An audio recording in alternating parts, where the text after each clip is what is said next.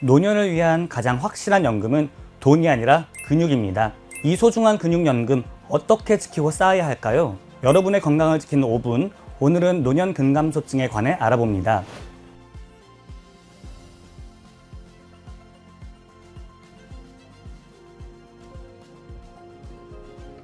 안녕하세요. 서울대 보람의병원 재활학과 교수 박명우입니다. 나이가 들면서 근육이 줄고 신체 기능이 떨어지는 현상을 근감소증이라고 합니다.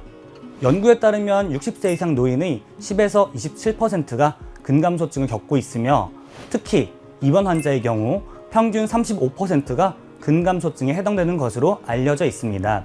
근감소증이 정말 위험한 이유는 단순히 힘이 약해지는 데서 그치지 않기 때문입니다. 근육 감소는 보행 능력 감소와 같은 신체 기능 저하로 이어지고 이는 결국 낙상과 골절, 심하면 사망에까지 이르는 도미노 현상을 일으킵니다.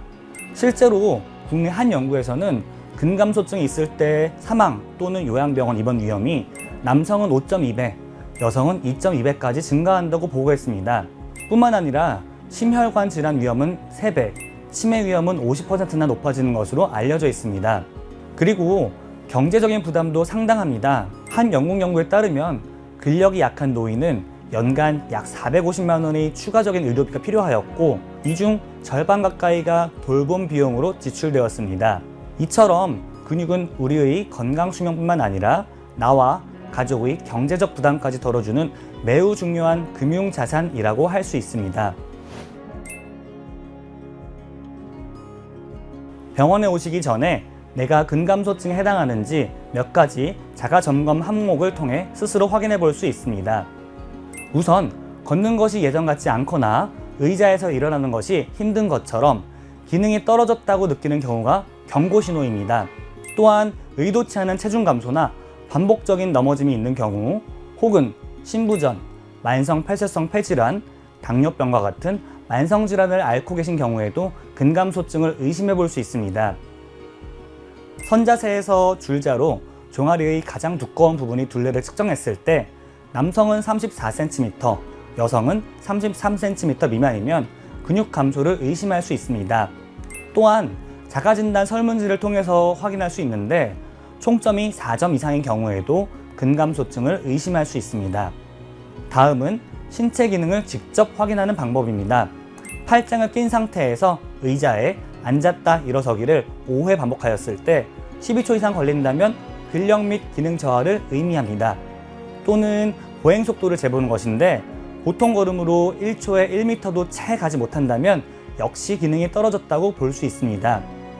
지금 말씀드린 항목 중 하나라도 해당된다면 가까운 병원에 방문하여 근육량, 근력, 신체 기능에 대한 정확한 상태를 평가받으시는 것이 좋습니다. 근감소증을 예방하고 치료하는 가장 확실하고 검증된 방법은 바로 운동과 영양이라는 두 개의 큰 기둥을 바로 세우는 것입니다. 첫 번째 기둥은 운동, 그 중에서도 근력 운동이 핵심입니다. 중요한 것은 꾸준히 그리고 점진적으로 강도를 높여줘야 한다는 점입니다. 특히 우리 몸의 중심을 잡는 엉덩이, 허벅지, 그리고 척추 기립근 강화가 중요합니다. 집에서 의자를 잡고 하는 스쿼트나 벽 푸시업, 밴드를 이용한 다리 운동부터 시작할 수 있습니다. 여기에 한 발로 서기 같은 균형 운동을 병행하면 낙상 예방에 아주 큰 도움이 됩니다.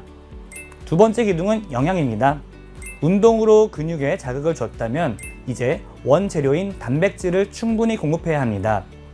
보통 하루에 본인 체중 1kg당 1.2g 이상의 단백질 섭취가 권장됩니다. 하지만 모든 사람에게 똑같은 운동과 식단이 적용될 수는 없습니다. 허리나 무릎 통증이 있는 분, 투석을 하는 분, 혹은 운동 경험이 전혀 없는 분 등 환자마다 상태가 모두 다르기 때문에 개별 맞춤 처방이 반드시 필요합니다. 병원에서는 먼저 근감소증 진단 기준에 따라 근육량, 근력, 신체 기능을 정밀하게 평가합니다. 하지만 고령의 환자분들은 단순히 근육 문제 하나만 가지고 있지 않는 경우가 많습니다. 그래서 저희는 환자분을 보다 입체적으로 이해하기 위해 포괄적 노인 평가를 시행합니다. 여기에는 환자분의 인지 기능과 영양 상태는 물론 복용 중인 약물, 낙상 위험이 있는 생활 환경, 그리고 다른 동반 질환 여부까지 폭넓은 평가가 포함됩니다. 이러한 포괄적인 평가를 바탕으로 환자 한 분만을 위한 맞춤 치료 계획이 세워집니다. 예를 들어 투석을 하는 만성 콩팥병 환자분께는 투석 스케줄을 고려하여 치료사와 함께 알맞은 강도의 근력 및 유산소 운동을 스스로 할 수 있도록 교육합니다. 또한 영양사와 상담하여 환자분께 맞는 적절한 식단을 짜고 복용 중인 약이 너무 많지는 않은지 검토하며 낙상 예방을 위한 교육도 함께 진행합니다. 근육은 나의 건강과 독립적인 삶을 지켜주는 가장 중요한 자산입니다. 전문가와 상의하여 내 몸에 맞는 건강 계획을 세우고 꾸준히 실천해 나가시기를 바랍니다. 감사합니다.